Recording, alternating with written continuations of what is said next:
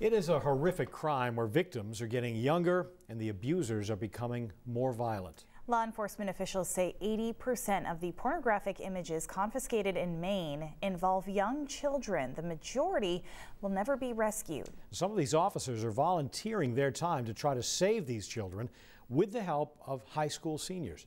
News Center's Vivian Lee has the story from Vassalboro.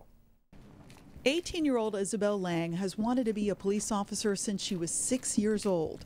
The senior at Camden Hills High School plans to focus on an area many police officers aren't necessarily drawn to. I want to be helping people who are exploited and these children who are being hurt. And I think even a lot of police officers don't want to think about that. Lang's father, Glenn, is a detective with the Maine State Police's Computer Crimes Unit. The teenager grew up watching him track down cyber criminals, including those in child porn and sex trafficking. What bothers her is that many of the victims of those crimes, kids, will never be rescued. Many are exploited by their own family members and often not reported missing. There's just so many children that are just being hurt every day, and there's just not enough people to be able to pay attention to it and give it the attention it needs. A couple of years ago, her father started the Dauntless project. The nonprofit utilizes law enforcement officers who volunteer their time to identify, locate victims of child porn, and track down people who exploit them.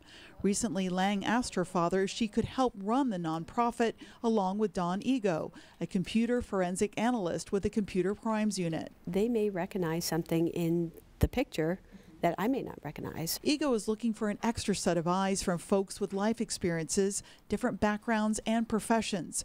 After volunteers are screened, she sends out photos to volunteers. The explicit images are completely erased to see if anyone recognizes anything. The more eyes on a picture, the better the chances we are of maybe getting a positive ID.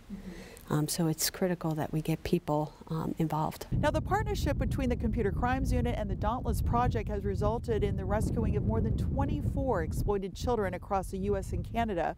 But investigators and volunteers say that's only scratching the surface. There are countless more victims that need to be saved. Lang plans to major in criminal justice at Thomas College in the fall. She also wants to help educate parents how social media and video games can be used to entice children and young people into sex trafficking. But she says it can't be done without the community stepping up to address a growing problem.